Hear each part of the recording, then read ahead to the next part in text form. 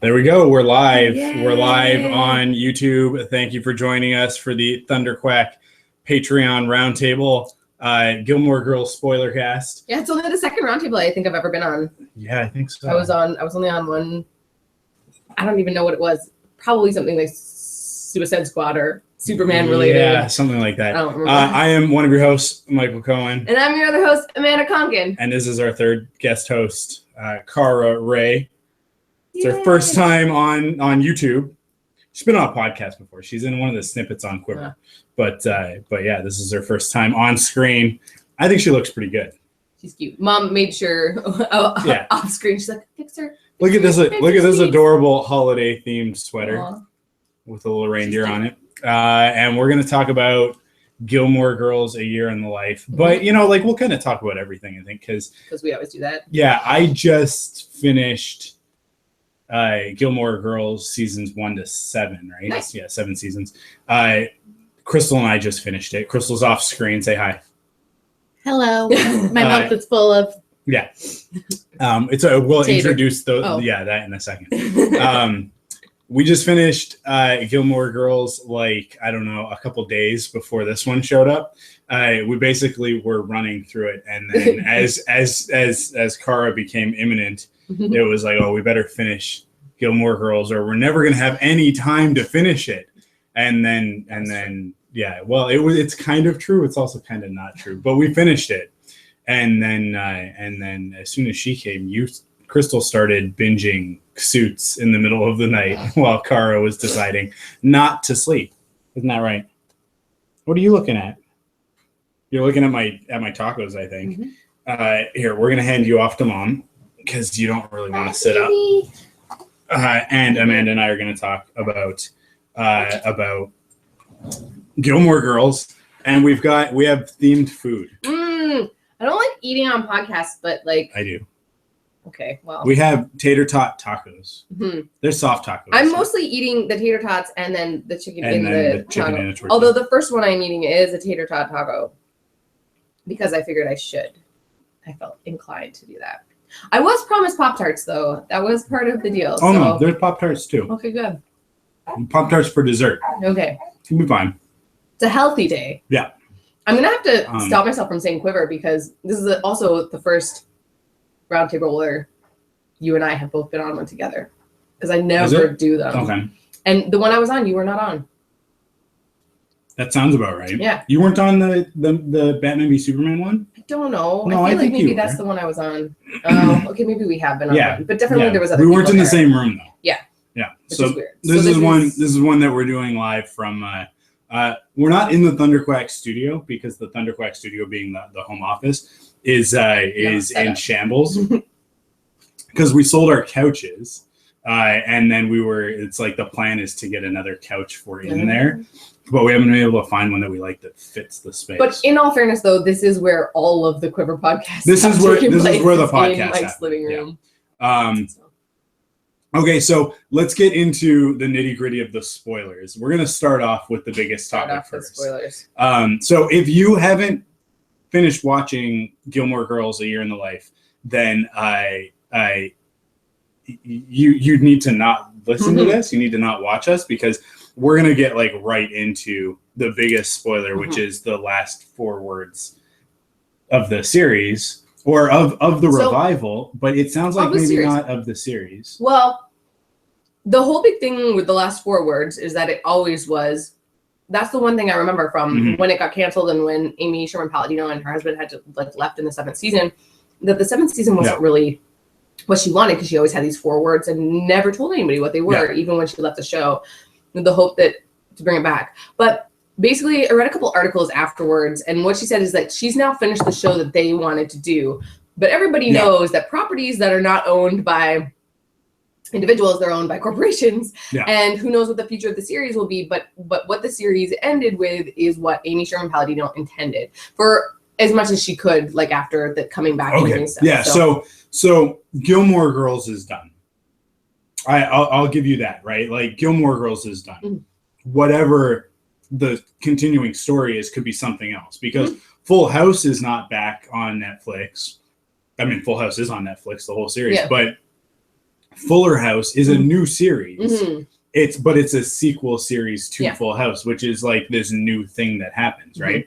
So they might create other like mini series in the same way that this one. I think that especially with the success that this has had and the way that Netflix generally works, I think that they'll do something. I think they're going to do something. And they don't. And the thing is that they're not handcuffed by as many people. So, I mean, we haven't actually said what the forwards are. Yeah. Maybe we can just go through the whole podcast by not saying what the forwards are. Because in my opinion, I think they're the least consequential thing about the revival. Like, as much as people have been talking about the forwards, I kind of like don't care a ton about them, aside from the fact that it completely like jabbed a like knife in my heart and turned it and made the whole series mean something different to me. But so basically where I want to go from that's the problem with eating on air, is that then the burping on air happens. But where I want to go from that is into the fact that Crystal and her mom are huge Gilmore Girls fans. The reason why I got into Gilmore Girls in the first place was that Crystal's mom doesn't own any media.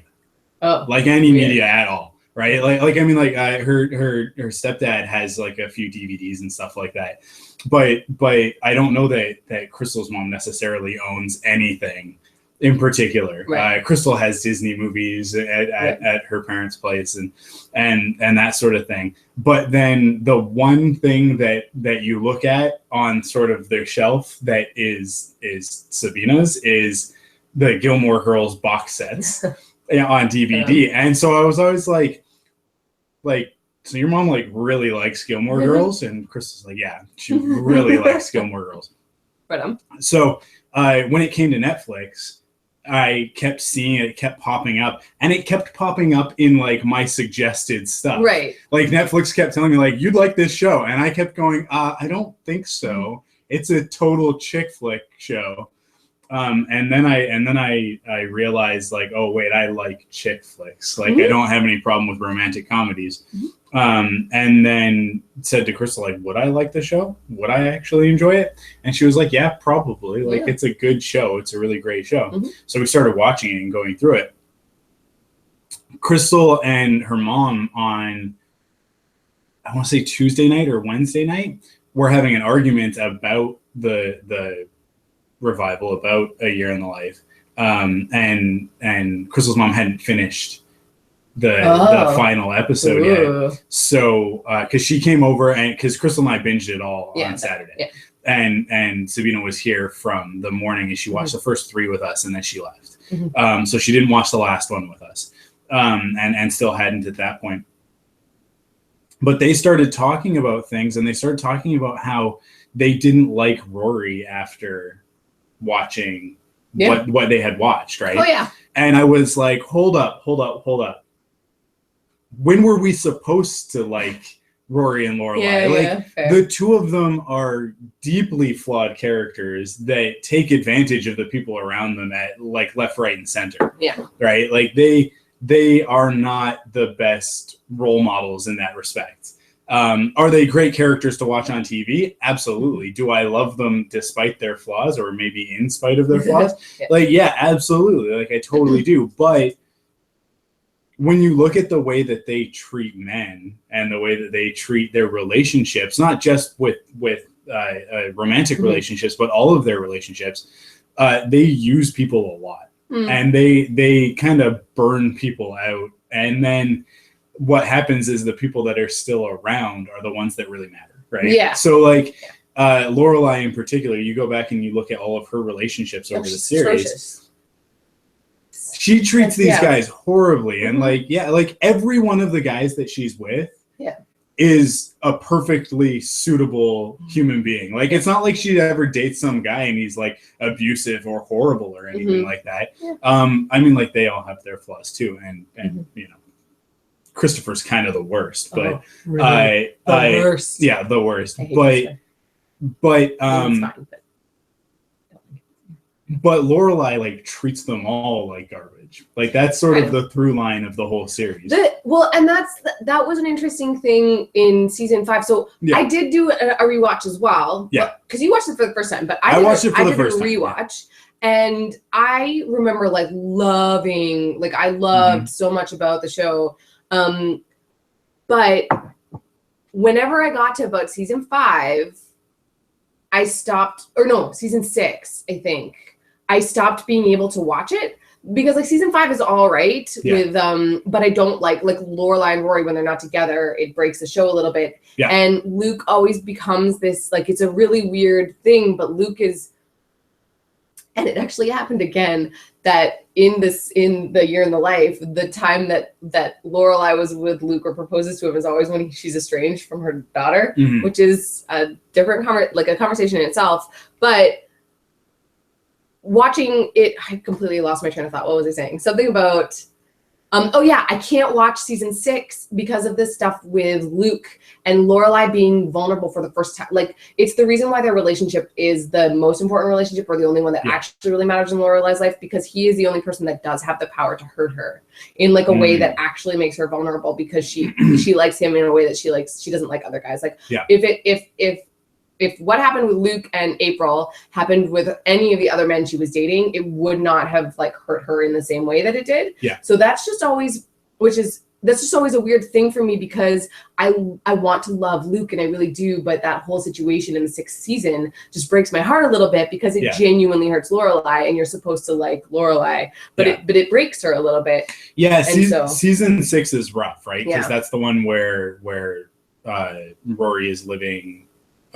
No, so that's season 5 is when Rory moves away, and then what happens is as like the episode that like Rory comes back. Yeah. An episode later, when everything's sort of getting back to normal, you meet April, and then that becomes the conflict. Is sort of what it is. Okay. So it might be season 5. I'm thinking of. No, I think it's season 6, because at the end of season 6, basically she sleeps with Christopher and screws everything up. Yes. So like that is her own fault. Yeah. But it's sort of one of these things where you can say that she was pushed to like the brink, and it's a terrible thing to say, where you're like, I'm sort of forgiving her for this terrible thing, but you're supposed to. She's the main character, and like that's how that works. Yeah. But at the same time, it's because Luke has that much power over her that the only way that she knows how to be is kind of a terrible person, like back to him or whatever, or to like protect herself. Well, I think the biggest thing is that Luke is the only guy that she's willing to commit like completely to. Yeah. But Luke has his own problems. I mean, like Luke's my favorite character on the show, but he has so many issues with commitment and with really saying what he feels, that it's this constant hindrance that like all she wants from him is the one thing he's completely unable to do, right? Yeah. Up until the end of the series, right? Yeah. And we're supposed to assume that basically they've had, while it hasn't been a TV show in the, what is it? Is it 9 or 10 years? Something like that. Yeah, in the interim. Lorelai is 48. Yeah. Is what we went through, and we did the math. Because if Rory is 30, because Rory is 32. Yeah. And she had her when she was 16 or whatever. We wound up doing that sort of math. Yeah. And we met Rory when she was 16. Yeah. So it's been, since the start of the series, it's been about 16 or 17 years. Yeah, okay. Basically a whole other person. Yeah. So yeah, but like the whole dynamic with Luke and Lorelai is that they're supposed to be oil and water, right? Like they're not supposed to mix, and that's what makes them so much fun on screen together. But at the end of the day, they do really love each other. They do really care about each other, and so it works in the end, and especially because by the revival, by that point, Luke is willing to wait. Right. And I think that's the biggest thing. And I mean, like, I think in whatever season that was, where they're almost together and then they split and she goes and sleeps with Christopher and all that sort of thing. I think he was willing to wait there, but she wasn't. Like, well, and I mean, at that point, it didn't matter what he was doing, because it was also the first time in his life where he was doing something for himself, and he doesn't know how to deal with emotions, and he didn't deal with his emotions like in a way that was like helpful or useful for her. Yeah. And I don't remember. I don't have a lot of recollections of season 7, and I want to say I think that I didn't watch it all the way through, but I did go through, and when in my rewatch again, I got to episodes to like season 6, and I was like, I just chose a few episodes to watch, and I do remember season 7. Like I remember the episodes and the events and stuff, so I did watch it, but I think maybe I just blocked it out of my mind or something. But It's okay. But yeah, Luke and Lorelai's relationship, the thing that kind of breaks my heart in between, like, was just the one, like, a couple things that Luke says in the year in the life where he's like, I was taking cues from you, and she's like, I was taking cues from you, and that they never maybe had this, they like, don't the full life that they needed. They don't talk. They don't communicate, and it's the biggest problem in their relationship. Yeah. And both of them just want to maintain status quo. Yeah. Like, that's sort of, and that's the thing that brings them together the most, I think, is that, like, Luke just wants to get up at 5 a.m, open the diner, work all day, come home, fix something in the house, and go to sleep, right? And I totally get that, because I just want to get up in the morning, go to work, come home and hang out, and then go to sleep. Like, that's, I don't want to, like, go to parties and do crazy stuff. But the one thing that they never did was, like, it's interesting, because I think that a lot of the things that happen, a lot of the consequences of their relationship are a result of the fact that the show got canceled and then revived a decade later. So the fact that they never had a kid doesn't really make sense. Yeah. Because it seems like they would have had a kid. Yeah, if the show had never come back and you had asked me the question of, like, what did they do, I would have totally said, oh yeah, they had their own kid, maybe even two, right? Like, they did their own thing, right? Yeah. But because they come back and they don't want to come back and be like, oh, you missed the best part of the show. They have to deal with all of that. And that's one of the biggest threads by the end of it, is that, like, Luke clearly does want to have a child with Lorelai, but that doesn't end up bearing any fruit, because they come into conflict, and then she has an existential crisis and abandons him for one of the whole episodes, basically, like one of the whole which is so fun. Pieces. That's one of my favorite parts, is the wild thing. Because it's so random, and it's the most topical and, like, on point thing I think that they did, because everything else is kind of like whatever. But that was the most, like, oh, they made a Game of Thrones reference. They made a but, like, Marvel the wild movie thing reference. was, like, taking like the trends of, like, it's something that they couldn't have done 10 years ago, because the same sort of culture of, like, that same sort of culture of, like, first of all, book versus movie, and about doing things inspired by, like, things, and about, like, self-help journey books. Like, it doesn't have the same sort of impact as it did, like, 10 years ago. That sort of thing wouldn't have happened. So I just think it's a really interesting play on, like, millennials of today, that it was all millennials that she was surrounded by that are all like, I'm defining myself and I'm really struggling with my life. And it's like, how do we deal with that? Oh, we go into the woods and walk, and, like, spend thousands of dollars on backpacks and food, and then we go and have a spiritual awakening, eat, pray, love, all that jazz. So, it just bothered me, because she was like, the only way I can sort things out is without you, and it's like, that's not really. But that was the whole. Are supposed to and that was the whole point at the end of it, is that, like, she was like, well, that's stupid, and that's not what it is, because you sort of get the sense for, oh, by the way, like, the story about her dad and the movie theater and stuff like that. That was like, I was, like, sobbing at that part where she was, like, called her mom and told the story. I think everybody did. Oh yeah, but I think the greatest thing was, like, when she experienced that, like, vista or whatever, it was when she sort of went through, and then she thought about her dad, and then she thought about the fact that, like, all she wants is somebody, like, she relates to her mother more than she thinks she should or whatever. So so we talked a lot about Lorelai. All of that informs the fact that how could Rory possibly have the social skill set to deal with romantic relationships when her mother has no idea how to do that, and didn't teach her anything about how to deal with men. And the biggest thing is, like, the whole theme of the show, or not the theme, but, like, the whole concept of the show is that they're mother and daughter, but they're also best friends, right? And so when you're her best friend, you can't.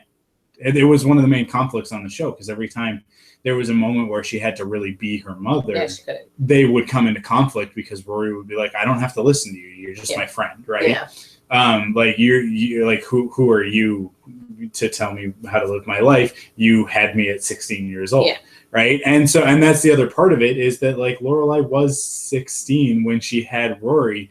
How well adjusted could Rory have possibly been? Like, and everybody focuses on the academic side of it, and misses the fact that socially she's way behind everybody else. Well, another thing that somebody pointed out to me, and another person. No, like an article. Somebody sent an article to me and it made a lot of sense. But Rory is not a good journalist. And if you go through and you look and you're like, I think we got blindsided by all this stuff. And what Mitchum Huntsberger said to her, we were all so mad. Yeah. And I think one of the most interesting things about A Year in the Life is that it just showed how flawed every person was on that show. Like how flawed April was, even like with her MIT stuff. Yeah. And like the idea of like people being this perfect little picture is not the case at all. Yeah. And the fact that you come back to these people and you expect like all this growth and they've achieved their dreams and really they haven't. And it sort of says a lot about like society today that like 10 years ago, we were so involved in these characters and we've turned out to be just like them, where we like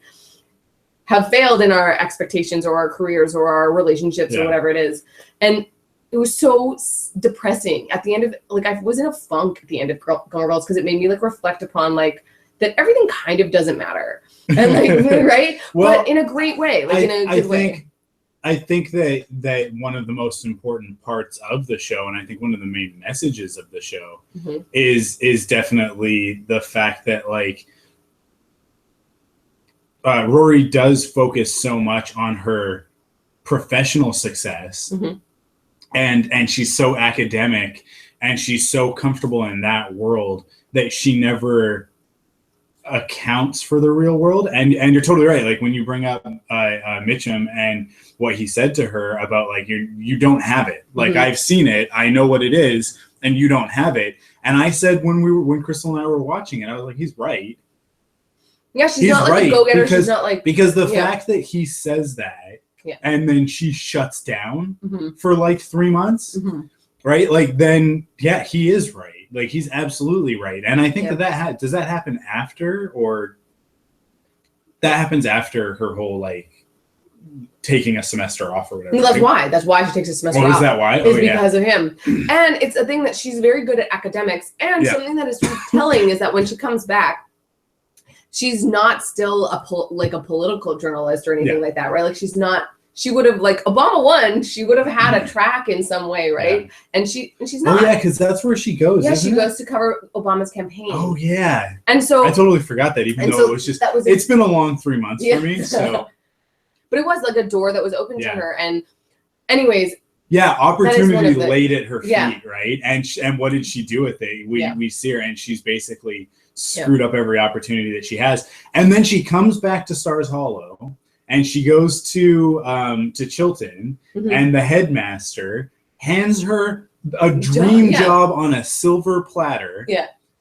And she turns her nose up at it. Yeah. And I really thought that by the end of the revival, that she would come to the realization that, like, wait a second. That's a great. I'm an academic. That's what I should be. That's where I should be. Yeah. But she doesn't. She still has this snobby attitude of like, I'm a journalist and I'm going to be the best writer and I'm going to write a book about my life. And it's like, granted, it's probably going to be a pretty good book. She's good at that stuff.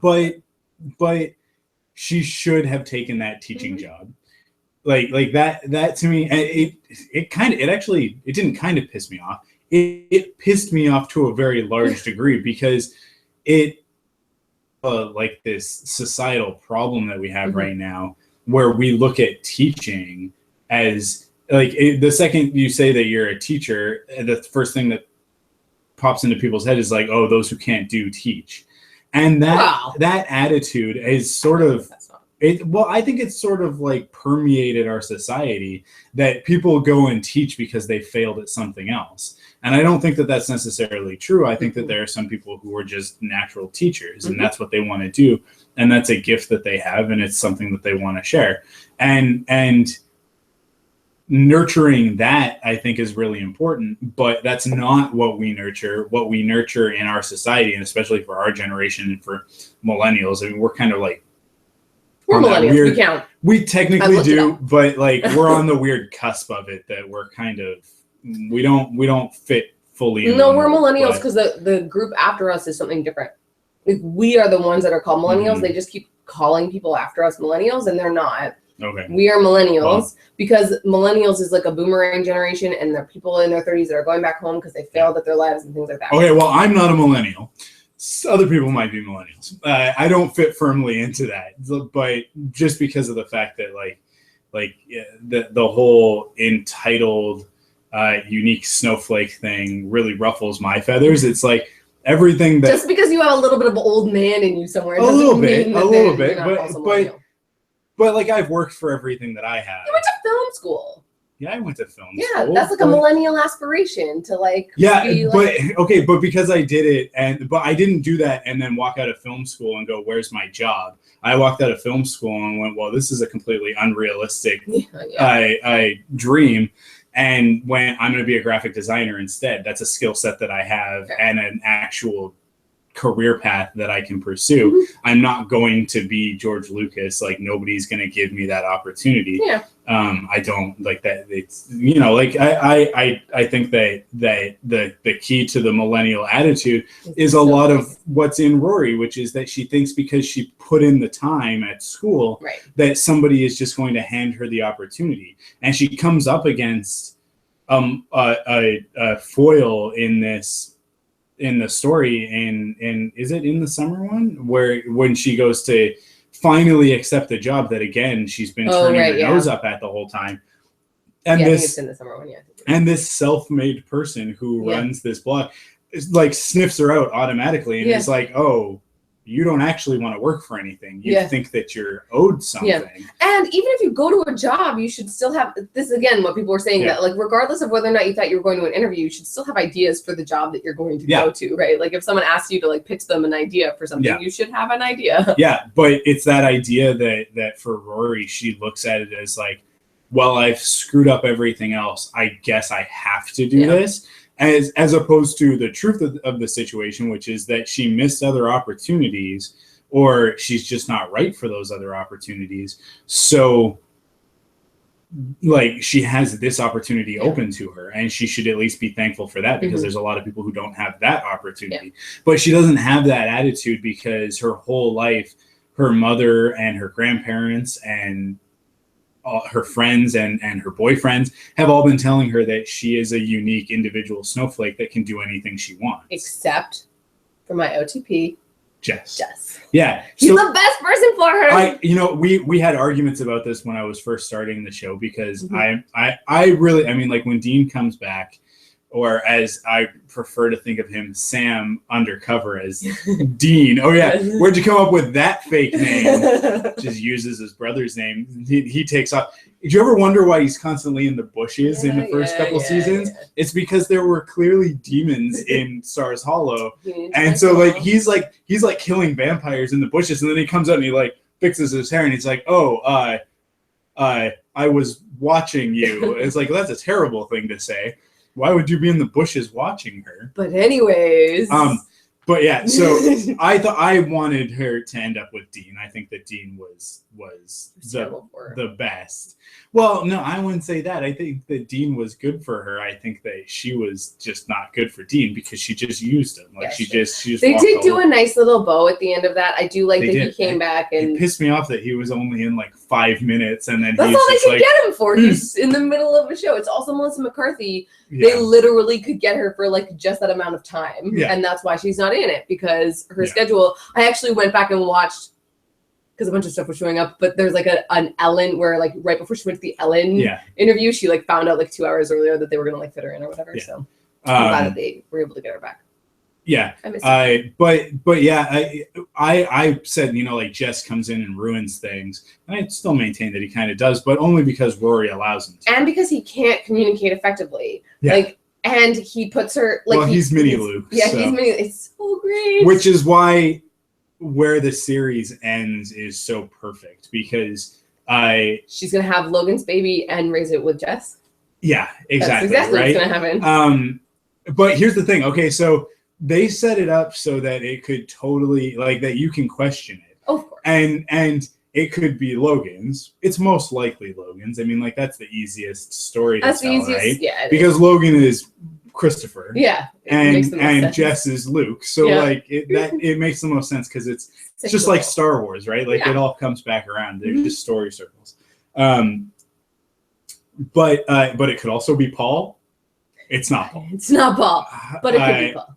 It could also be the Wookiee.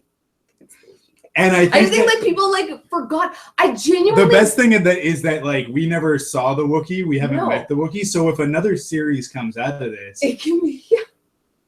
I can't wait to meet the Wookiee because you know that the Wookiee's going to come back. He's got to right? be somewhere. The thing that bothered me the most. Well, unfortunately, it can't be Adam Brody because he was already on the shows. That's a character that they didn't. Bring back. I guess but they can't bring him back because like Happy Alien became its own thing, and he was just like a scar of a like relationship. They should have just like he should have just been like on a magazine cover, and they should have been like, well, somebody got out of Stars Hollow, right? Like. Everybody else's lives didn't really go the way that they wanted them to. But actually, that's one of my favorite sort of like they don't explore it at all. They don't go into any detail. But Lane and what's her husband's name? Zach, yeah. Is it?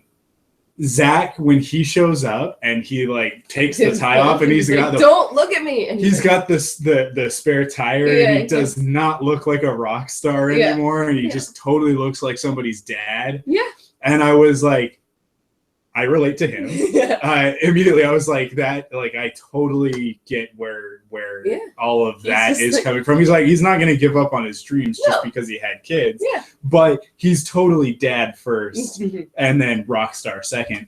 But when the long-haired dude that's in the band, Gil comes in and Gil doesn't look any different because Gil never gave up a single thing, even though like he like his I really liked Gil as well. Like when he was originally introduced, he was hard. People didn't really like him more because he was replacing Adam Brody. I immediately liked him because he was like, just because I'm a dad doesn't mean I can't rock hard, right?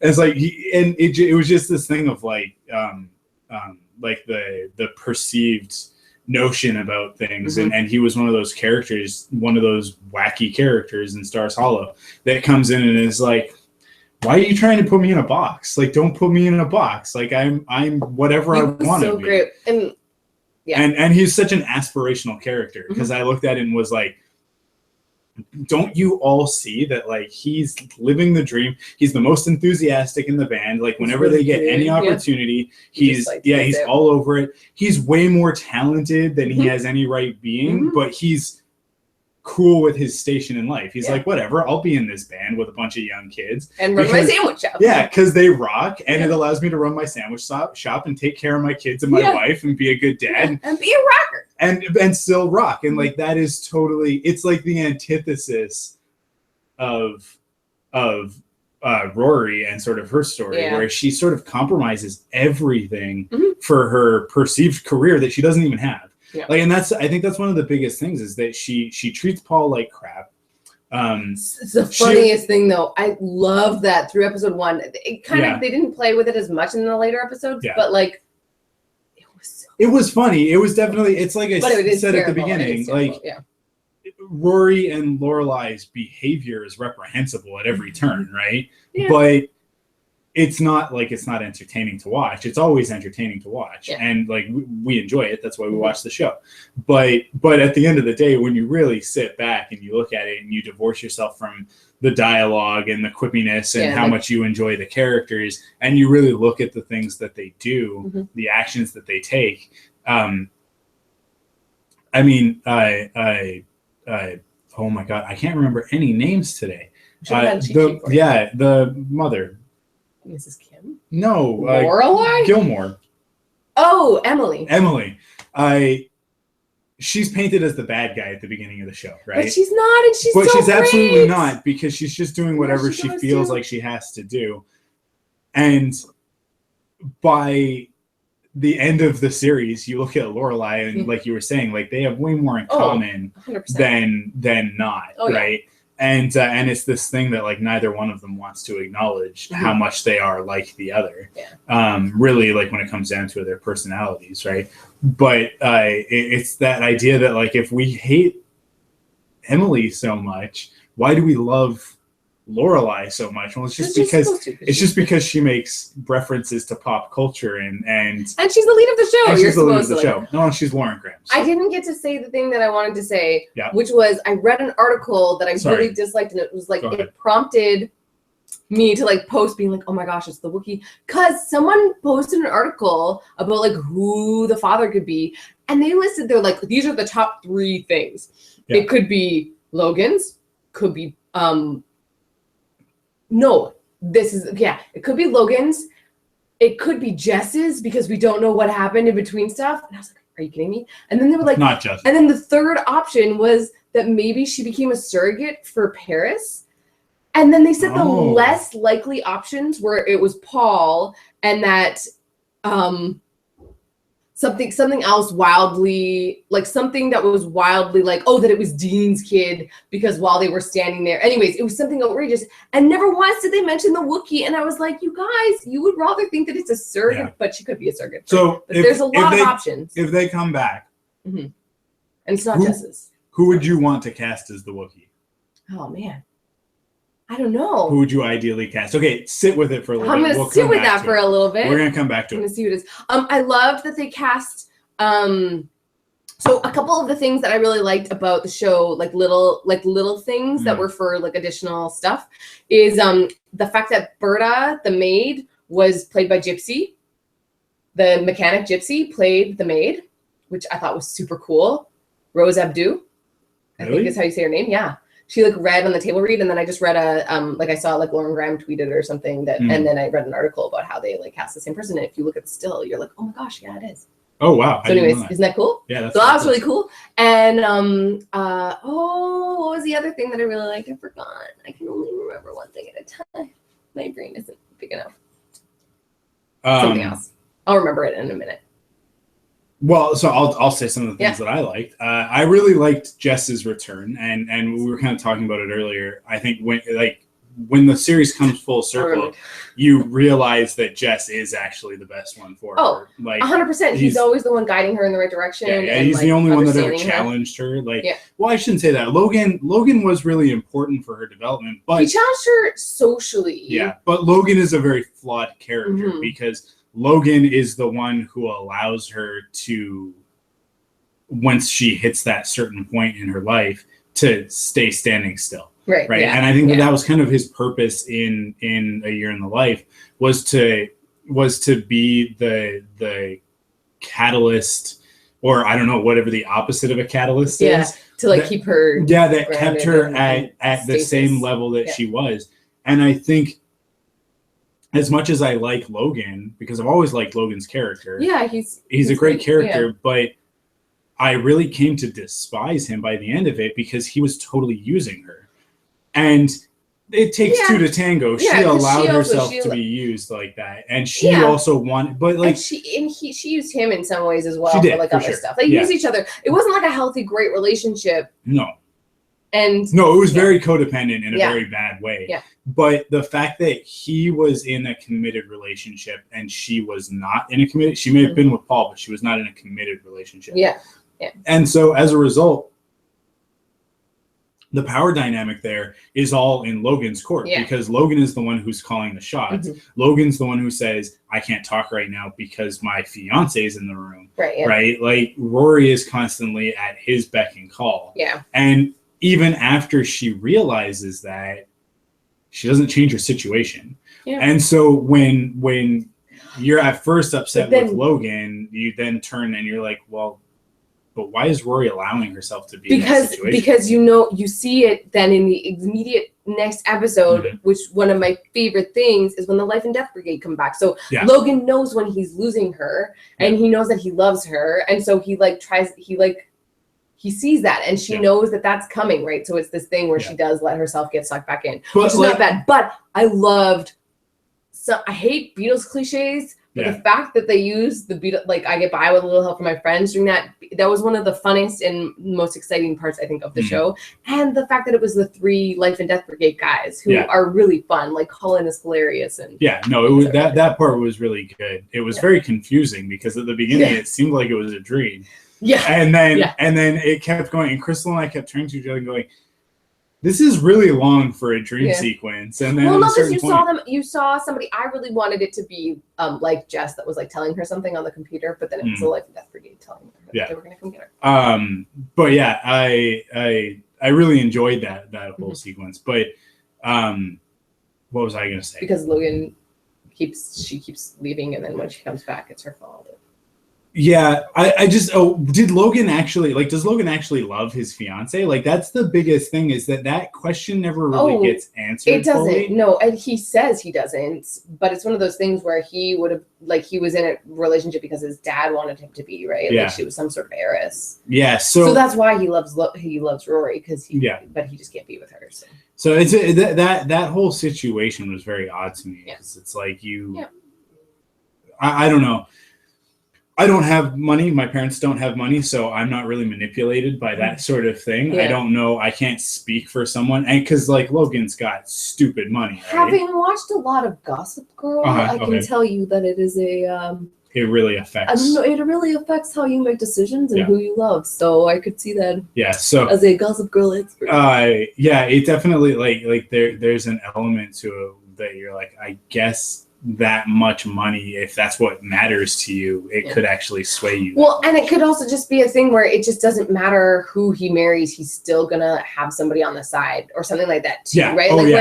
It doesn't matter. Yeah. He can have one and he compartmentalizes that, right? Like he's like, this is my fiance. When we met Logan, he was seeing multiple girls, and then Rory became one of those girls, and that was the deal. Mm-hmm. And then Rory tried to tame him, I guess, and well, but what ended up happening is she tried to leave him, and he wouldn't let her. Yeah, that's true.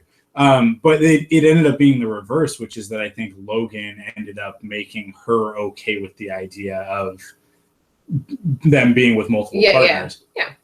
And it's so odd because it just feels so counterintuitive to what Lorelai would have instilled in her. Yeah. But I mean, we also often forget that Rory lost her virginity to Dean when he was married. Yes. And there's a lot of stuff in that she sort of became exactly who you kind of, when you look at it, you're like, oh yeah, that does make a lot of sense that she would become this person. I remember the thing that I was going to say. Mae Whitman was one of my other favorite parts because I really love Mae Whitman. Yeah. And it's, aside from all the terrible flaws that are in Independence Day Resurrection, it was the biggest flaw for me is that they didn't cast Mae Whitman because she's an active actress. She's in a lot of stuff. But they replaced her with some blonde girl. And it's I understand why from producer standards they did it, and then somebody argued to me, they're like, oh, she wasn't really that hot. I was like, are you kidding me? She's normal for Hollywood standards anyways. Yeah. The girl that they cast in Independence Day. Anyways, I like Mae Whitman, and I didn't realize I don't watch Parenthood, but apparently she's Lorelai's daughter in Parenthood, or Lauren Graham's daughter. There were 3. Yeah, there were 3 Parenthood cameos. There was Mae Whitman, and it's the best because she gives her one of the donut things, whatever, the croissant donut, cronut thing. Yeah. And then the first park ranger was from 6 Feet Under, right? No, that was the second one. Oh, the first park ranger was my brain is not working today. I didn't get a lot of sleep last night. From Three's Company. The guy in Three's Company, it's his son. John Ritter? Yes, Jason Ritter. Oh, okay. Yeah. Thank you. I got there. We got there together. That's why we're a good team. Jason Ritter, who was on Parenthood as he started off as Mae Whitman's teacher. Mae Whitman played Lauren Graham's daughter on the show. And then Lauren Graham ends up dating him. The teacher. Okay. Yeah, nice. Dating the teacher. And they almost get married. Oh, no way. Yeah. And so having him come back was really funny. Nice. And then, especially because of the dynamic of that character. See, I don't know anything about Parenthood. I missed all these things. And then the second park ranger was, I can't remember his name. The actor. 6 Feet Under dude. But dude from 6 Feet Under. That he played her brother, her oldest brother. So, because she had 2 brothers on the show. Lauren Graham's brother? Yeah, Lauren Graham. Okay. Yeah. Dax Shepard plays one of her brothers? Yeah. I love Dax Shepard. Parenthood is the best. Parenthood is the best. It's so good. Nice. I'm going to watch it. Yeah. I mean, you're going on an emotional roller coaster ride with that show. It's going to really, destroy you at some parts, but... So irrelevant, but because Gossip Girl is on Netflix just released their statistics that they've now gathered enough data from people's binge watching habits that this is the first time that we've actually got statistical data about how people binge shows. And I thought it was really, really interesting. I might send the link to the ThunderQuack, but they totally said, so if you finish the whole first season of a show, they went through and they categorize binge watching habits that like people who do finish the first series usually finish it within like a month or a week or something, a week, and how the habits go. Like if you're a fast binger, you finish it in like 4 days and all that stuff. And it ranks in order of like things like The West Wing, people need breaks from, so you don't binge that as fast, or like things that are like comedies, you don't need to be as invested, so people do like medium binges on that. But stuff that's like sci-fi or like really intense, if it says like Marvel in go it somewhere, through it, But things like, and this is like I relate to this exact personally, is like Jessica Jones, because it's like so gritty and hard to like was like lower down because it's more of a like CSI crime drama and people couldn't take as much of that. Anyways, I just thought it was fascinating. It's the first data that we've ever had, and I thought that's really interesting when you're saying about Parenthood being really emotional. It's like, the dramas and stuff were like secondary. I think that it would be really easy to fall into the hole with Parenthood, but there are certain points, mid-season finales and season finales, where you would be like, I need a breather, and you'd have to go watch like Fuller House. You'd watch like all of season 2 of Fuller House, which starts on next Friday. Nice. But you'd have to like take a break and watch something completely inconsequential, because there's a few storylines on that show that are like a little bit too real, and then there are others that are just super frustrating because they're very soap opera dramatic. That's I've been wanting to respond to this for a really long time. Andy wrote that he said that the last words are technically 5 words, and I was like, no, conjunctions don't count, dude. I am is a conjunction. I'm is a conjunction word. Conjunction, junction, what's your function? Is that a Canadian thing? I'm pretty sure that's Schoolhouse Rock, which is ABC. Okay. ABC Saturday morning. So everybody gets it. Okay, so we've talked about a lot of it. Talked about a lot of stuff. Let's talk about Jess more. Okay, let's talk about Jess more. Go ahead. The floor is yours. No, I was sad that he wasn't in more stuff. Yeah, well, Jess is one of those characters that like he shows up and he's the bad boy, and but he's not a bad boy. He was there for like a wedding. He was like, oh no, but in the revival, I'm talking about like originally. He shows up and he's the bad boy and he ruins everything, and he's very antagonistic. But he's not. And but he gets it together by the time that he leaves. He gets it together when he leaves, and the thing is that, and it's not really an excuse, but like he's just so emotionally damaged that like Rory understands why he leaves when he does, and she just doesn't forgive him, right? Like she calls him and she's like, you left and that was crappy, and like I'm not okay with that, which is great. She also like knows like what he sort of was going through in that arc, like the fact. And the thing that really, so I rewatched, and when I started rewatching, I rewatched from the Jess area. I didn't care about Dean. I didn't rewatch season 1. I don't care about Dean. He's so boring. But anyways, he's so pretty. He's so boring. Anyways, he just leaves Stars Hollow because he's embarrassed that he can't get Rory tickets to the prom. Yeah. Like that's the big thing, is that like he cared too much about how he felt about her, that's why he leaves, because he's too embarrassed to deal with that. And that just is something that like actually never gets really talked about. Like he doesn't talk about why. Like I guess she sort of figures it out, but at the same time not really. Like she doesn't know that like the thing that prompts him to leave. And it's one of those things where that is the reason why, if you can get over that communication boundary, that he has always done stuff for Rory in a way that like other guys with her didn't really do that. And like he saw like who she was rather than who she should be or who she could be or all that stuff, or put her on Dean put her on a pedestal. Logan saw who she could be. He saw her who she was. And I think that was something that was the reason that I really liked Jess, and I really liked his relationship with her. And he was always the one that like got her out of her funks, or like showed her what was wrong, and like got her on the right path again. So I don't know. I just like I agree with that. I mean, like and Jess has the biggest arc, I think, of almost any character on the show. Yeah. Because he goes from being basically like a mischievous ne'er-do-well, like he Liz's wants kid, to actually cause chaos wherever he goes when he first shows up. No, he doesn't. He just doesn't care at all. No, he does a few things to Luke specifically to piss Luke off. Well, yeah, that's because he doesn't like authority figures. Yeah, that's true.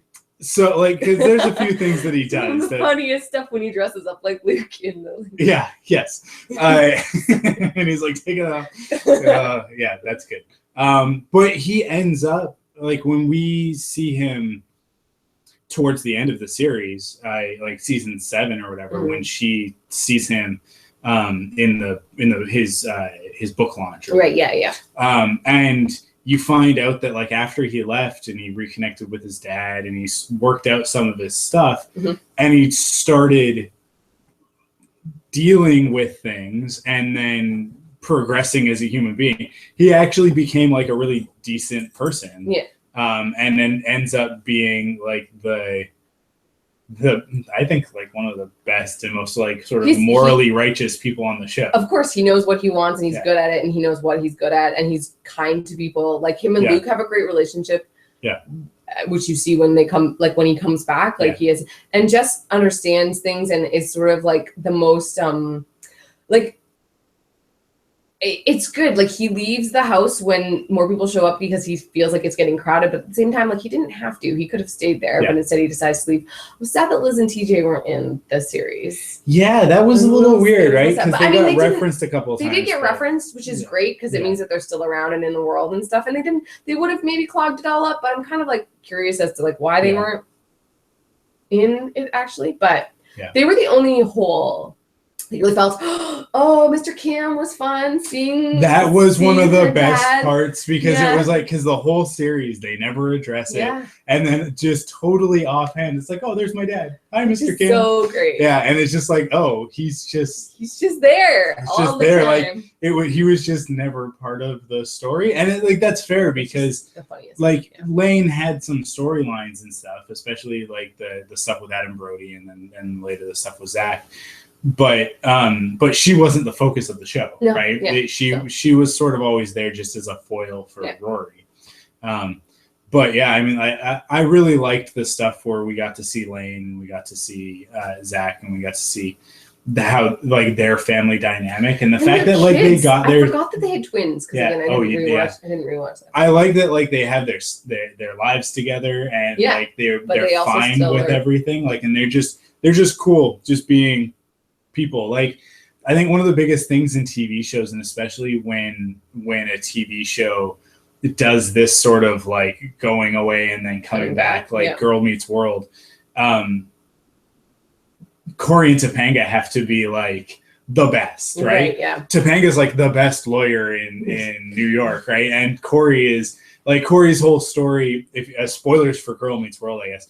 Cory works at the high school that he works at because, well, first it's a middle school or whatever, but because they bring back Turner and he's like the superintendent.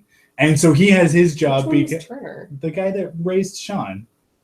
The teacher. So like, Mr. Turner is the one. Yeah, he's the one who like he becomes the super after his motorcycle accident. He falls in love with his nurse, moves to New York and becomes a superintendent of the school board in New York.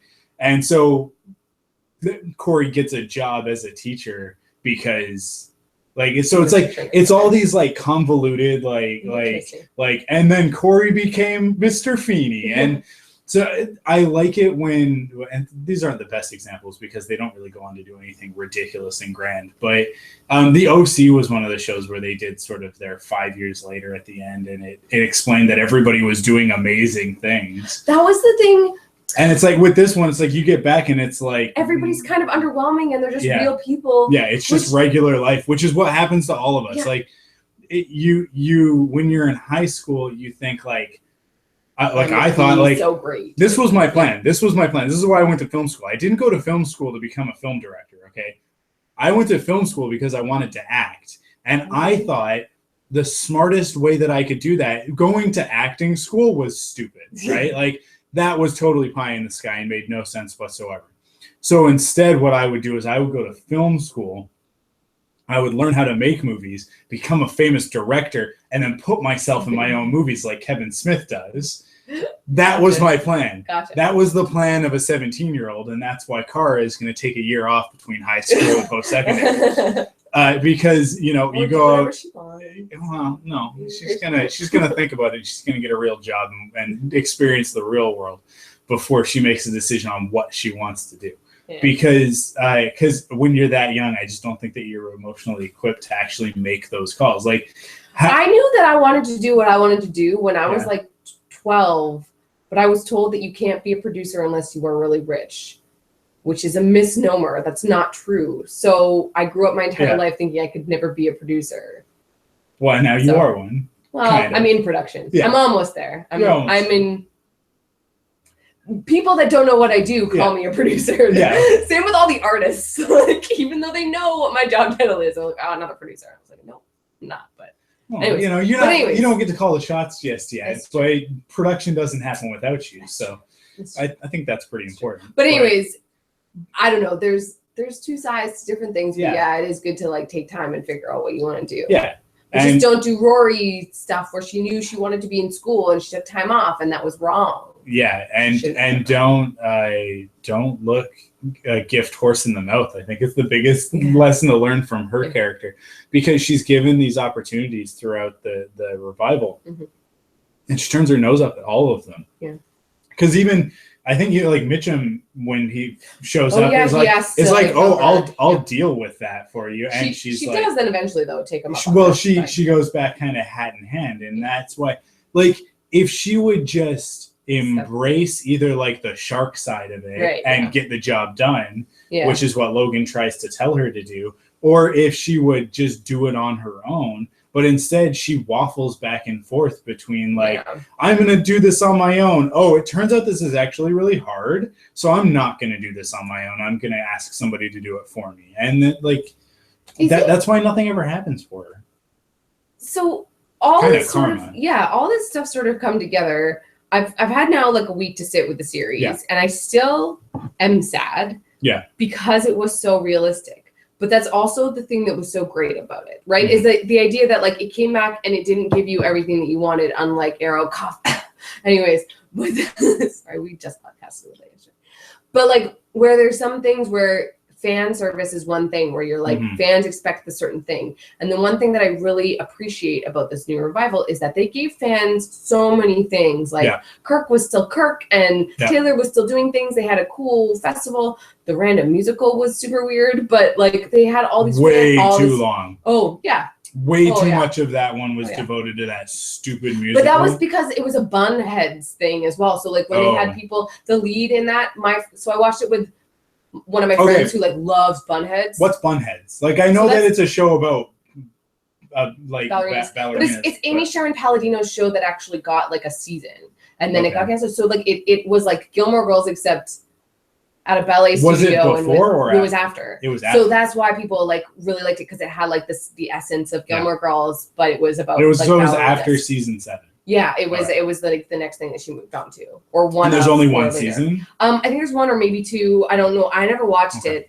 but the lead in the musical. See if it's on Netflix. Was one of the leads in Bunheads, and so that was an homage to a lot of that, and some people really liked it. Like when she found out that there was a musical, she turned to me and she's like, "Oh, does that mean so and so is going to be back?" And I'm like, "I don't know who you're talking about," but it turned out that that's exactly what it was. So so that makes sense then, like as to why it was so god awful for me. Because I was sitting there going like, I always hate this. I hate it. It's a trope that happens in TV where they'll do something where it's like, this is awful. Let's watch the whole thing. And it's like, you can illustrate to me that it's awful, and then you can do a fade to the end of the play, and then I can go, okay, the whole thing was awful, right? Like, but the whole point, I think, was to make you watch it and to make you understand also that it was about Stars Hollow in like its terrible reenactments and stuff like that. Like it was Stars Hollow ended up being an awful lot like Pawnee from Parks and Rec, where it's like one of my favorite things about Parks and Rec is like you find out that Pawnee, this city that Leslie is like so invested in, is a terrible place. Like the people are horrible, the history is horrible, like they're racist, they're bigots, the only claim to fame that they have is that they have like a candy factory, so that's why like they're like the cause of obesity in the United States, like all of these different things. But Leslie loves her job so much that she looks past it and goes, but there are good things about Pawnee. This is so it was funny. the same sort of thing with Stars Hollow, where it's like Stars Hollow is apparently terrible. I have never watched Parks and Rec because I don't know why. There's no reason in the universe why I shouldn't have watched Parks and Rec because I know that I would like it. It's totally made for people like me. Yeah. But somebody was totally talking about Parks and Recreation, and I had just watched Gilmore Girls and totally brought up Stars Hollow as being like, oh my gosh, that happened in Pawnee. This is like a similar thing that happens in like Stars Hollow. And they're like, man, there's something about like those small countries in like middle America. Small towns, small countries. Small towns where it's like a similar, which is kind of funny. Yeah. For sure. So. Yeah, it's funny that there's like that connection. Anyways, which was so it's interesting that Parks and Rec comes all the way around. I think when the musical started, I grabbed my DS and started playing Pokemon just to get through it because it was so god awful. It was pretty long, but I mean, it means more when the second time I cried was when she realized when they had the one good song from the musical, right? Where everybody cried at that scene. I know. It's I'm not unique. No. I'm just saying that that's my way of saying that I cried too. Okay, make me say it out loud. I don't know. We're hitting. It's 8:30, so we've been doing this for about an hour. Wow. I feel like we've just been talking. Well, yeah, that's kind of the point. Yeah. How long have you been doing this? We never structure stuff. Nope, we don't. Because this is way less structured than others. Structure is not fun. Yeah. Oh, look at that! We got a guest star coming back to the podcast, to the Roundtable. Is it Pop-Tart time? It's Pop-Tart time. That's perfect. Yeah, I will have a chocolate Pop-Tart if there's still one left. There should be. What kind of Pop-Tarts? Do you like with blueberry, raspberry, strawberries? Blueberry Pop-Tart. It's Pop-Tart time. What you? And it's car time. Hey, kiddo. Do you want one or do you want two? Hi. Oh, big smile. Two? That's awesome. Smile on camera. Hi. You can take her back if you want. Should we just... No, you can hold her. Should we just play with the baby on camera? Terrible. I'm fine with that. I think... I'm sure that there are a few of our viewers that are okay with it. Basically, yeah, this is babies get views. There you go. Cute baby. Her sweater's in the way. You got to prop her up a little bit more so people can see how adorable she is. Okay. Hi, dear. Yeah. Yeah. She's the cutest. She is. Hey. I would watch a show about Rory trying to figure out how to raise a kid and just helping her. I think that's what we can sort of finish off on is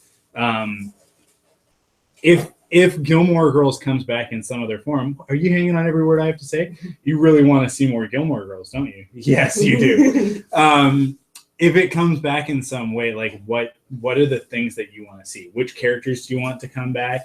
And do you want it to be Gilmore Girls again, or would you want it to be something completely new? Because have you watched Fuller House yet? I haven't, and I'm not super interested in watching anything Fuller House.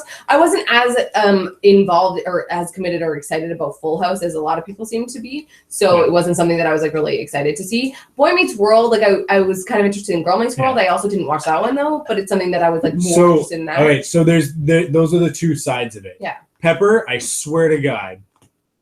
It's just become chaos now. He stopped. It worked. He's looking at the corner of the couch I want to scratch this so bad. Fuller House and Girl Meets World are the opposite sides of the coin. Mm-hmm. They're the same thing. They're both these sequel series revivals, but Fuller House is, and I will argue with people this because people go oh, it's not nearly as good as Full House. Well, go back and watch Full House because Full House was pretty terrible. Yeah. It's the best. It really holds up. Yeah, it's the best. I love it. And Crystal and I still watch it from time to time. Crystal more than me. But it's a great show, even though it's terrible, which Fuller House is a great show, even though it's terrible. Yeah. But it's the exact same show again, right? Right. As opposed to being something new and taking an idea. Whereas Girl Meets World is a completely different type of show than Boy Meets World. Boy Meets World, in its first season, was a little bit. I don't know, not sitcom-y. Well, yeah, I guess a little sitcom-y. Yeah. And then in the later seasons, got really, really grounded. Yeah. And then in the later seasons, got completely ridiculous. So. Girl Meets World maintains the completely ridiculous stuff from the college years of Boy Meets World. Oh, nice. But it's like a Nickelodeon Disney Channel kids show. which is like what it should be. That's what it was brought back to do. And that's great. And because it's basically today's version of a show like Boy Meets World. But which is not everybody's cup of tea, and from time to time, I find it a little bit cringeworthy when, especially like in the latest season, they've gotten really meta, but not in a clever way, just in like a wink at the camera kind of way, which is a little bit on the nose, and it kind of bothers me. But it's very different from Boy Meets World, because Crystal and I also still watch Boy Meets World on a regular basis. So if Gilmore Girls becomes whatever this sequel series would be, do you want it to be the same thing again? Do you want it to follow the same sort of structure? I don't think Gilmore Girls has a same structure in a way that is like as emulable as those other shows are, perhaps. 4 Pop-Tarts? We're supposed to each eat 2 Pop-Tarts? We didn't even finish our tacos. I'm going to eat 2 Pop-Tarts, and you're each going to eat 1 Pop-Tart. Because we did actually only ask for 1 Pop-Tart each. Yeah. But we have to show the whole Pop-Tart thing. Oh, they're so hot. Cara. It's really hot. Thank you. Yeah, that's why I just put them on the table. Okay, relax. I don't know. I think that there's things that they could still do with Gilmore Girls. I think that the structure of the town, of like the city, like Stars Hollow is sort of what makes Gilmore Girls. Yeah. Like it's something that takes place in a town, and it's the people that are there. I don't think you need all the people that are in Stars Hollow, and that's one thing that I think that it's good that they got it out of their system in this, because you don't need to bring back everybody. You don't have to have a Kirk character. You don't have to have a Taylor character. You don't have to have those same tropes, although it sort of is what makes Stars Hollow. But that's something that is sort of in its own. As long as they get Rory doing something that like is interesting and that character gets developed, that would be really cool. Yeah. There's a couple things about the previous. Keep talking. I will, sure. There's a few things that people have brought up to me now that I've finished watching the first, like this revival of Gilmore Girls. That are sort of things that are like remnants of the like early 2000s that I could do without, and that I was a little bit upset about. So in all the things talking about aspirational, like what we do want, I want to sort of talk a little bit about some of the things that they could lose going forward. One of the things that was always so great about Gilmore Girls was specifically like Melissa McCarthy's character. She was like a bigger character, and they never once talked about body image or dieting or any of that kind of stuff. And yet in this revival, they had a whole episode where they made fun of people at a pool. Like that was uncool. Like there was just a few little things where it's like, they sort of compromised in some areas that I think that that maybe came from a place of like wanting different jokes or going on something. And I think that I would like them to go back to more of the like finding some through lines of like positive things that they want to do. Yeah. I think that they should have less of a white cast as well. Like there's no diversity. So there's a lot of stuff that I would want from a future show, where I understand that this was a revival of something that existed, and mom's off screen, so she's smiling. It was something that existed as a remnant of the late 2000s or early 2000s. And if they're moving forward, I think they need to really reflect society now. And that was one thing that was kind of sad about the revival. And that's one of the things about which again, having just podcasted about the 100th episode of Arrow, was the thing that when you pay fan service to something that was past, you miss all the opportunities for going forward. And if they do revive the show, I think they really need to recognize what the flaws are in this current setup and hopefully adjust those. Like, I don't know. I mean, like, I think they by the end of the new stuff, the new season, whatever, the movies, whatever you want to call it, they did basically pitch another series. Yeah. Because there are all these things that happen, especially towards the end, that are these unfinished, like I don't know, they're just like dangling threads. Right, Jess looking longingly through a window. Yeah, the stuff with Jess doesn't get any resolution. Obviously, the biggest reveal right at the end of the last four words. But Lorelai going and buying wanting to buy. I guess she does, because she goes back to her mom and she gets the money. Expand the inn. Yeah. Luke not getting his diner is kind of a good thing, because it's not within his character and it's not something that he wanted to do. But her wanting to expand and have a different place. Have Michelle stick around because we're not sure if he actually was going to stick around or not. Yeah, which would be nice. And seeing her expand her in and get something different. Yeah, so like they set up all this stuff, and I think that where Emily lives. I think that the because it happens in fall in the first one when the headmaster offers her the job at Chilton. Right. I think that she takes it, right? Oh, like I think she absolutely does, so that she can write her book. But she would go back she would go back to school to get her master's because she can't teach there without it. She would go back while she was raising a child to get her degree. And that's the thing, like that's kind of the perfect way to do it, because you would bring her back after she's done. Oh, right, yeah. Because then the baby doesn't have to be a baby. Right, yeah. Right? Because that would be like I mean, I think if they continued with the format that they did with the revival of the 4 movies, which I think is actually really smart. I think that it's a really cool format. It's really unique. It's kind of a mini series. It's also kind of 4 individual movies. Yeah. But it's a whole season's worth of stories without the filler. Yeah. And I think that's awesome. What's really cool about it. But I think like you could have a baby in that, I guess, but it's not as so hard to shoot that stuff. Yeah. So it would make a lot of sense for them to come back with her like a little bit older. And it's like a few years later. And everything's established, and she is teaching, and she's got like a 3 or a 4-year-old, right? And they can deal with that. Would you want it to be a girl or a boy? That's tough, because do you rehash the format of Gilmore Girls, or do you, because she's in a different place in her life? Obviously, she's 32. That's like a time where it's a completely different scenario. Yeah, right?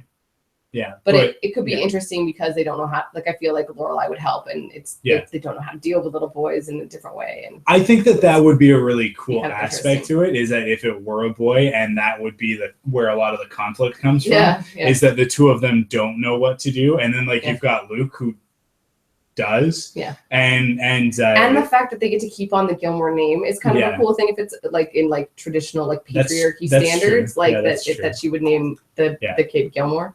Someone we haven't talked about, Paris. How have we not talked about Paris? Because she's the best part, and the fact that Danny Strong came back is amazing, and the fact that there's an homage to him. He freaking won an Oscar for his screenplay. Who is Danny Strong? He's he's Doyle. Oh, okay. So Doyle character, the fact that he's a screenwriter, was a nod to the fact that he's genuinely he is in real life. In real life, he is an Oscar award-winning screenplay writer. For what? Oh, I don't know. It was adapted screenplay. He was one of the writers on Mockingjay. Adapted screenplay. He was one of the writers. I don't have any Academy. But it's like a big movie. I can't remember what it was, but it's like Defiance or something. Anyways, he's also one of the writers on like Mockingjay. If you Google it, it's like you'll find it's like the second thing. Well, that's not something that you'd want to advertise. What? Mockingjay? That's not the one he won the Oscar for. I know. I'm just saying that but he's like an actual writer is what I mean. That they genuinely hired him. Mockingjay wouldn't have been his fault. Like that. That's a different podcast. That's an irregularly scheduled where we have to discuss, because we finally finished Mockingjay Part 2, and I hate. Didn't I tell you? I hate. Oh my gosh, we haven't. Remember, I've been waiting to talk to you about the end of Hunger Games. Yeah, there's you can dig up like 5 years or something. Yeah, you can dig up an episode of Quiver where we talk, where I haven't finished Mockingjay. Yeah, and I talk about it with you. Because I'm looking up Danny Strong right now. That's what I'm doing because. Do you want me to hold her? Oh, she's going away. Yeah, she's trying to squirm away. Come here, kiddo. Wobble on camera. There. Sorry, I'm looking up Danny Strong. Because I love him. He was so great. Him and Paris together were amazing, and the fact that they had kids together. You gonna suck on my finger? Yeah, I've got saliva all over. Pretty tasty. Yeah, we're both pretty soggy now. Anyways, he was Doyle on Buffy the Vampire Slayer. If people don't know who I'm talking about immediately. Yeah. But he's gotten the most acclaim as a screenwriter, which is weird. Because, I mean, it's not. But The Butler. He was the screenwriter for The Butler. Okay. So, cool. What characters which characters have to come back? Paris. I love Paris. Okay, so Paris has to come back. For me, like Lane and Zach have to come back. Yeah, well, I mean, they're in which means that Gil and I was hoping you wouldn't ask me because Who's the other one in the band? There's Zach and Gil. Crystal knows. And who's the other one in the Adam band? Brody's character. And you don't know. Oh, Zach and it's like on the tip of my tongue. Yeah. Like I can't. But anyways, like I would want them to come back as sort of like the Sookie and Jackson and because Lane is Rory's Sookie, right? Yeah, exactly. Yeah. So they would be like they would take primary seat and like Lorelai would go like a little bit more to the back seat, and the people that were in her life would sort of be like tertiary characters, and you would get some people from Rory's life a little bit, which would be nice. So the show would be awful. Aw. Just without Lorelai? No. Lorelai would be Lorelai's there, but the other people in her life would be tertiary characters, so that you don't have to bring back all the Kirks and the Taylors and the like. Yeah. I just think there's so many people. Lorelai would be in the Emily role, so it wouldn't necessarily be about Lorelai anymore. Her story's over. Yeah. Crystal, I think, relates to Lorelai the most. Yeah, I'm out. That is the big thing about when you go back and you rewatch it when you've grown up. You relate obviously more to the Lorelai character than you do to the kid character. Talking about Boy Meets World earlier, the funniest thing was when Girl Meets World was coming out, when we went on our PVR and started recording Boy Meets World, and I started watching it. And this is a while. This is like Girl Meets World is in its like third season, so this is like 2.5 years ago. So long before this one was around. But I started realizing that I didn't relate to Corey or Eric. I was relating. I was relating to their dad, and I was like, oh, yeah, okay, it's because I'm old. Like I'm not a kid. Yeah. So I don't relate to the kid characters anymore. I relate to the parent characters, because that's the biggest thing with Girl Meets World that I don't like, is that Boy Meets World, especially in the early seasons, as much as it was about the kids, there were storylines about the parents. Yeah. And there are very little storylines about, especially like Corey has not had a storyline. Oh. Corey hasn't had any story of consequence in Girl Meets World. Topanga's had a couple. But they were always like really integral to like what's their kid's name? Riley, yeah. It's because Rory Riley is really close. I couldn't think of it. But Pop-Tarts. Yeah, it's Pop-Tart time. Pop-Tart time. So we're gonna eat our Pop-Tarts. And then you know we got. You want one? You want a Pop-Tart? You're a little bit young still for Pop-Tarts. But thank you, Crystal. I was just like, well, where's my Pop-Tart? You'll get your Pop-Tart in a while. It's a good way to end a Gilmore Girls podcast. I think it's a good way. I'm having chocolate Pop-Tart. Ugh, chocolate Pop-Tarts are the worst. I know, everybody hates the chocolate Pop-Tart but me, except that, like, they still make them. You know which Pop-Tarts are the worst that they make, like, everywhere? Is the s'mores Pop-Tart. Oh, the s'mores ones are horrible. I don't know who's eating s'mores Pop-Tarts, but you need to stop. Because they stop making them. Because every once in a while you look at it and you're like, oh, maybe I'll get the s'mores one. And then I remember like, oh, no, they taste terrible. Oh. Okay. This is entertaining to have like just like podcasts with a baby and eat some food. I think so. Good. I think that's it. I think we're all done. We've covered most things. We've talked about all the sort of the people that have been there. Yeah. That have come through. Did we miss any like cameos? Michelle, it was cool to talk about Michelle. Yeah, he had a story. He had an interesting story. I don't know, interesting, but like obviously, like the biggest thread, it sort of, if you look at it as a season, the biggest thread was Richard's absence, right? And that's tough because how could you not tell that story? Because he was such a big part of the show. And then for the actor to no longer be with us, like you had to address it. Yeah. And I think it would have been a real disservice to just sort of like talk about it and gloss over it and then be like, oh yeah, but we dealt with that years ago. Yeah, but no, but it like to makes have it be like really fresh recent. And just have it was great. Just happen and best story moments came from that too. Like really, for sure. Figuring it out. Yeah, because otherwise I don't think that Lorelai would have had much of anything to do. What they would have had to do is they would have had to create more conflict between her and Luke. Yeah, which is just early on, which is not what we. And it's good. It did create something that's very like reminiscent of the like Lorelai from the original series, that she would say something stupid in front of her mom's friends. Like that does just makes sense, and that's always a course of conflict for them. And so, and she's true to herself. Like Lorelai's going to say what she's going to say. Yeah, as much as she knows that it's problematic. For sure. Cool. Well, I think with that we have covered everything. Yeah. So thank you for all, I think like 2 of you that tuned in live. For the live one? Yeah. But we appreciate that. To this afterwards, and there's people listening to the podcast. Like, it's a Friday night. It is a Friday night, and that's always the thing. Yeah, I prefer to do these on Mondays, but it kind of made sense to do it tonight.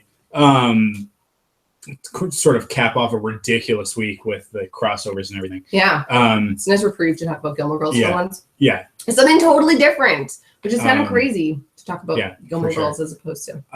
If you enjoyed this, you can enjoy all sorts of other content from us by heading to ThunderQuack.com. Amanda and I specifically are on QuiverPodcast.com. Quiver the Green Arrow podcast, but most people listening to this or watching this probably already know that. It's a safe bet. And if you want to support us, you can do that by going to store.thunderquack.com and buying t-shirts and mugs and phone cases and all sorts of other cool stuff. Or by heading to patreon.com/thunderquack and supporting us over there, and you get some rewards for that, and so it's a cool way to help support the podcast and to help support this show. This show is brought to us by Patreon. So, that's what the it's the Patreon Roundtable. So it was one of like the tiers. And with that, I think that we're all done. Yeah, our director is saying wrap it up. So thank you guys for tuning in, and we will see you actually not that far from now. The next roundtable is in a couple weeks, and it'll be on the 16th, and it's going to be a Star Wars Rogue One Spoilercast roundtable. So which I'm actually going to. I wasn't invited to that Spoilercast, even though I'm going to watch it. So because I can't be on 2 Spoilercasts in a row? You can if you want to. I just didn't think you would. Anyways, we'll talk about this off screen. Thank you guys for watching, and we will see you next time. Bye.